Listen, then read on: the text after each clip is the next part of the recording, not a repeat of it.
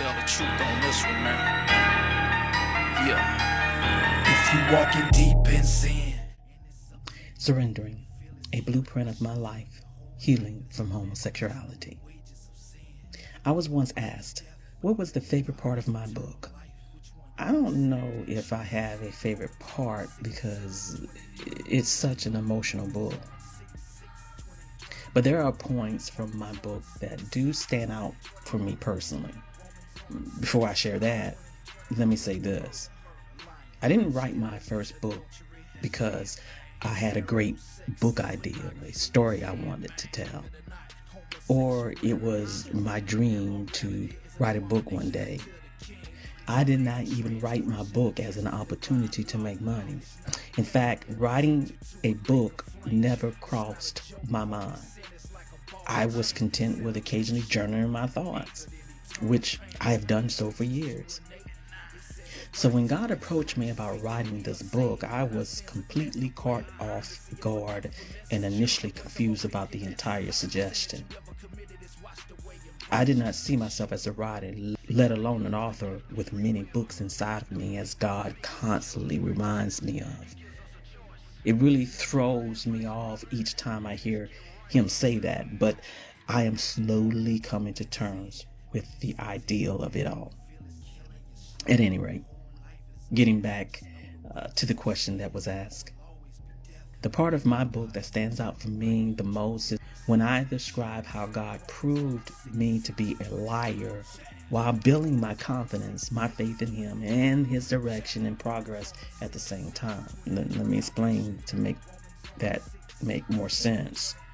In part 1, The Awakening, in chapter 4, The Cover-Up, in my book, I shared this back and forth dialogue I had with God. Initially, I just could not understand why God would choose me. What was so special about me and my story? And I made it very clear to God I had no interest in reliving my personal story or my past through a book. I really felt writing a story would be a waste of time. I really did not think it was going to make any difference at all. Those were my words to him.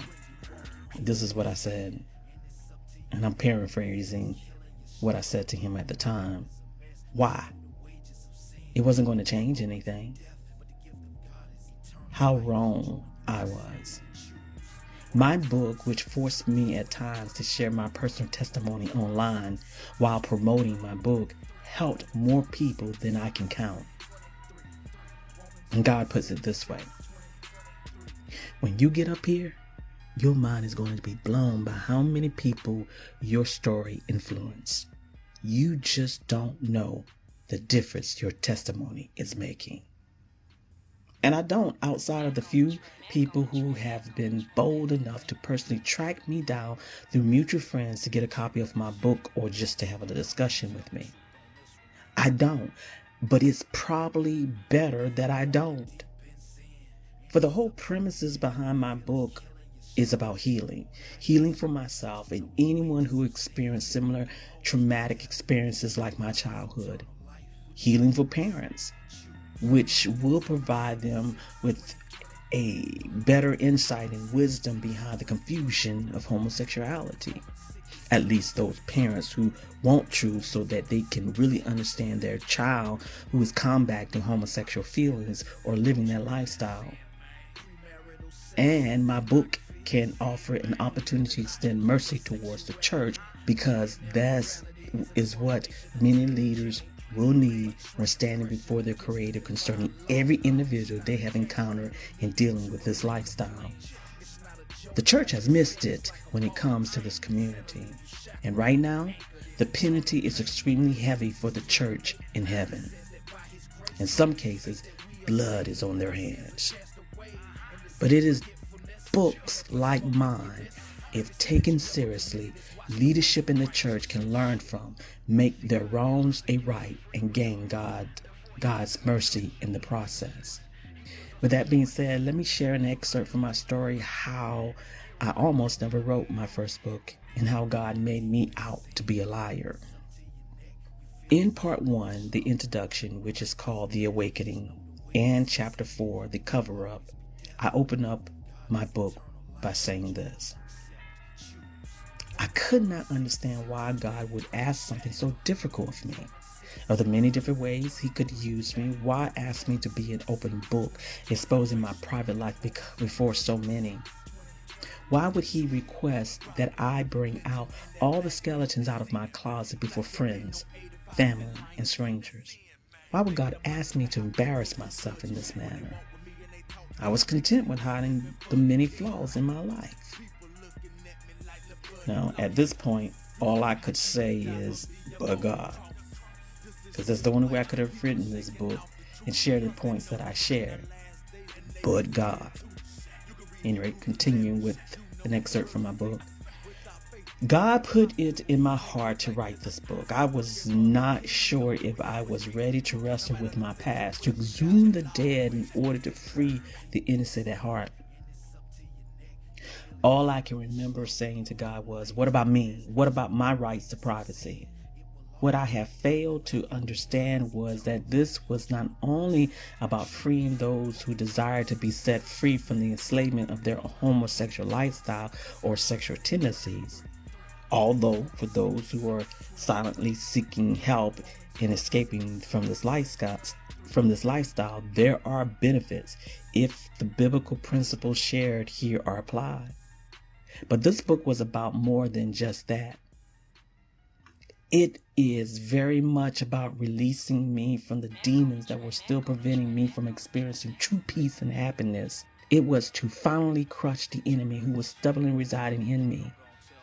I had been sabotaging my own life. I was repeating many of the life lessons I had learned from observing my mother. You see, that excerpt I shared, I wanted desperately to continue the patterns that many of us have learned at such a young age, and that is keeping secrets. And that's what covering up your past is about. But God was teaching me something different. He was teaching me a new way to live. For at that point, when I began my journey in writing my first book, and let me go back to an excerpt from my book to explain this part. When I began my journey in writing my first book, for 30 years, I had shielded myself from my past. And now he, meaning God, was asking me to relive it. So I asked, Lord, why now reawakening something I had hidden for so long? He provided me a very simple answer. Because you're not living. It is not only others who need healing and freedom from their past and present way of living, but you do too. As I sat there speechless at the simplicity of his response, I could not deny the validity of his answer. I needed to live better than I was living. I yearned for complete freedom from my past. I wanted to stop running and start living, and I needed him. So I decided to stop fighting against the spirit who had been calling me to stop living my way and live his way. He was asking me to stop shutting him out and stop putting up doors to surround the core of my heart. These doors had prevented many from finding their way in. And these same doors had kept me confused and lost. I didn't know which door could provide me the escape I wanted and needed. And so he made this one request. Stop leaning on the one door preventing me from entering. You see, this excerpt helps us to appreciate this one point that I really need everyone that's listening to really get. That many in this lifestyle, the homosexual lifestyle, is doing exactly just that. Preventing God from accessing their heart. Because where your heart is your treasure. You can read that at Matthew 6:21. And the moment God gains access to your heart, it is going to naturally force upon you changes. And then the one question that would hit the core of everyone who lives this lifestyle. One of their greatest fear, even if they are open to change, where do I go next? This is a complex question for many in this community because the church has not been friendly or loving towards members of this community. This is not the situation in all cases, but when you are speaking about the church, one case like this is far too many in God's eyes. Because the reality is, even the ones who have been faithful to God for years and set free, and I'm talking about those who've been set free from homosexuality and they've been faithful to God for years. This is the ugly mentality of the church. Church leaders I'm talking about. Because the flock is going to follow the leaders. Heck, I have been freed from homosexuality for almost 10 years now. And I can name leaders right now that are friends on my Facebook page, and leaders from the church who secretly come to my Facebook page that would not touch me if my life or even if their life depended upon it. For many church leaders have abandoned such Bible principles mentioned at Luke 15 and 1 Corinthians 13 altogether. And few are willing to treat me and people like me as their sister in the faith, because they're more like Nicodemus, who would only visit Christ in secret. But if I let the rejection and the actions of men be my stumbling block, then the lies that I have influenced over the years would have never been. If I had refused to write my first book because of my doubts, what would have become of all the lives that have encountered my story, my testimony? I have to say this because I know that there are numerous of members from the LGBT community that quietly come to my page looking for answers, and even a few parents from that community. You can't let the church be your stumbling block. The church will always have its self-righteous attitude about the way you have chosen to live. That probably won't change for most. And if you are waiting for the church to get it right, it probably will never happen. Too many only care about their own lot in life, their little church, their little small church, and their own salvation, and maybe the salvation of a few family members and close friends. You got to take the church, unfortunately, out of your speck of hope, your window to salvation, the one that will help you get free. Now, keep in mind, I am talking about the church as a whole. There will be individuals outside and even within the church that truly are God's, and these individuals will be willing to help you to grow along the way. If you really want a guaranteed starting point, your focus got to be completely on Christ. I was rescued, saved, and delivered outside the church by God Himself. I had no dealings with the church during my initial process for almost 1.5 years, and only one other person knew I was trying to walk this thing out. And then God told me when to return to the church. And for a season, God had me planted there.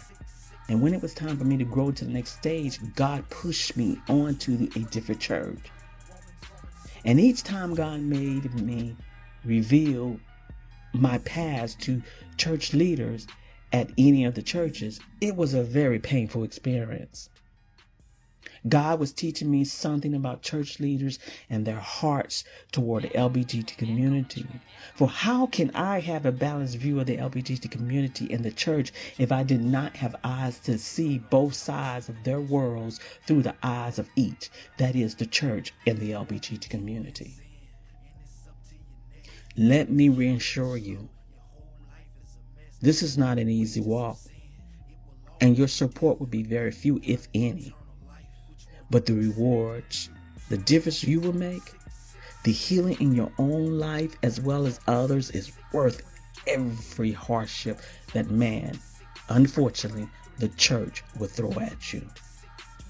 for your reward in heaven will be great. Now, that may not mean anything to you today, but for me, it means a lot. If you walking deep in sin and it's up to your neck, you feel it's killing you slow, your whole life is a mess, just know the wages of sin, it will always be death, but the gift of God is eternal life. Which one you accept? Choose. Romans 6:6, 2023. Romans 6:6, 2023. Romans 6:6, 2023. Romans 6:6, 2023. Murder, lying, stealing and adultery, that's sin, man. Premarital sex and pornography, that's sin, man. Believe it or not, homosexuality, blatant immorality is an abomination unto the king. A transgression against the divine law. It's not a game, it'll lead you to a lake of flames. It's not a joke, homie, sin is like a ball and chain. Sin will leave you shackled and anchored in eternal pain. But Ephesians 2:8, it says that by his grace and through faith that we are saved, that our sins are cast away in the sea of forgetfulness, in a place of our wickedness. Every sin that you ever committed is washed away in righteousness. See, God gives us the gift of free will. Therefore, he doesn't make us choose righteousness. He gives us a choice. So my advice, brethren, is get right or get wrong. If you walking deep in sin and it's up to your neck, you feel it's killing you slow, your whole life is a mess, just know the wages of sin, it will always be death, but the gift of God is eternal life. Which one you accept? Choose. Romans 6:6, 2023. Romans 6:6, 2023. Romans 6:6, 2023. Salvation. Romans 6:6, 2023. Shooting, robbing, lynching, and that flag and beat. That's sin, man. Flashing men on 85 and Lion C. That's sin, man. Digging up life and how people gon' judge me. When they walk with me and they talk to me, they can see we living for the king. People looking at me like the buddy lost. You can see how Jesus died for me up on the cross. This is real life, people shaking off the truth, cause they know we in our last days and they can see it too. You can read Hebrews 11, you know verse 6. Without faith it's impossible, you can't live like this. See, we're working for the king, then we always speak the truth. No matter the situation, God will always